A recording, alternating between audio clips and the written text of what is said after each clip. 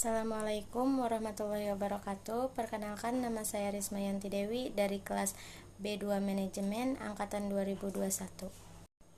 Video ini dibuat untuk memenuhi tugas evaluasi tengah semester mata kuliah Pendidikan Agama Islam. Materi yang pertama, Ta'rifatul Quran atau mengenal Quran. Definisi mutawatir yang berasal dari at-tawatur yang artinya berurutan. Allah menurunkan Al-Quran kepada Rasulullah tidak secara langsung sekaligus satu Al-Quran, melainkan secara mutawatir selama 22 tahun, 2 bulan, 22 hari. Hal ini karena ada suatu peristiwa yang melatar belakanginya.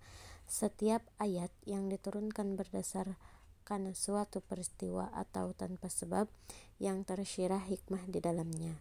Salah satu keistimewaan Al-Quran, ia sampai ke tangan kita dengan riwayat yang mutawatir, yang artinya Al-Quran diriwayatkan dari generasi ke generasi dalam jumlah yang banyak yang mustahil terjadi manipulasi karena sedemikian pentingnya periwayatan ini. Jika ada bacaan qiraah yang menyalahi jumhur walaupun secara logika benar, tetap ditolak.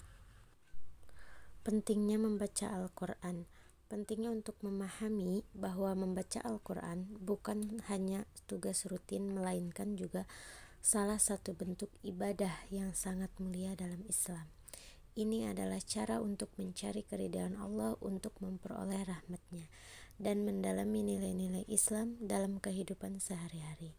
Membaca Al-Quran sebagai ibadah adalah cara meningkatkan diri kita kepada Allah dan memahami lebih dalam pesan-pesannya. Hadis membaca Quran. Membaca Quran merupakan ibadah yang paling utama di antara ibadah-ibadah lain, sebagaimana diriwayatkan oleh An-Nu'man ibnu Bashir, yang artinya Rasulullah bersabda, sebaik-baiknya ibadah umatku adalah membaca Al-Quran. Hadis membaca Quran yang kedua, orang yang mahir membaca Al-Quran nantinya akan berkumpul bersama para malaikat yang mulia lagi taat, dan orang-orang yang terbata-bata ketika membaca Al-Quran dan terasa berat baginya, ia akan mendapatkan 2 pahala. Hadis riwayat Bukhari dan Muslim. Selanjutnya, Asmaul Quran. Al-Quran adalah kitab suci umat Islam yang berisi firman Allah Subhanahu wa Ta'ala yang diturunkan kepada Nabi Muhammad SAW dengan perantara malaikat Jibril untuk dibaca, dipahami dan diamalkan sebagai petunjuk atau pedoman hidup bagi umat manusia. Sebagai kitab yang mulia, Al-Quran mempunyai nama lain yang dijelaskan dalam ayat-ayatnya. A'udzubillahi minasyaitonirrajim. Bismillahirrahmanirrahim. Zalikal kitabu la raiba fihi hudal lil muttaqin. Yang artinya, kitab atau Al-Quran ini tidak ada keraguan padanya, petunjuk bagi mereka yang bertakwa. Nama-nama lain Al-Quran, yang pertama Al-Kitab, yang kedua Al-Huda atau petunjuk, yang ketiga Ar-Rahmah atau rahmat, yang keempat An-Nur atau cahaya, yang kelima Ar-Ruh atau roh, yang keenam Asy-Syifa obat, yang ketujuh Al-Haq itu kebenaran, yang kedelapan Al-Mau'izah dan Al-Bayan yang artinya nasihat dan penerangan, yang kesembilan Al-Busyra atau berita gembira, yang ke-10 Az-Zikru atau pemberi peringatan.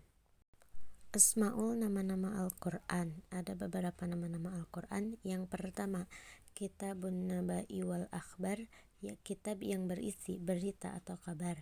Yang kedua, Kitab Hukmi Wasyariah, yaitu kitab hukum dan syariah. Yang ketiga, Kitabul Jihad, yang berisi kitab perjuangan.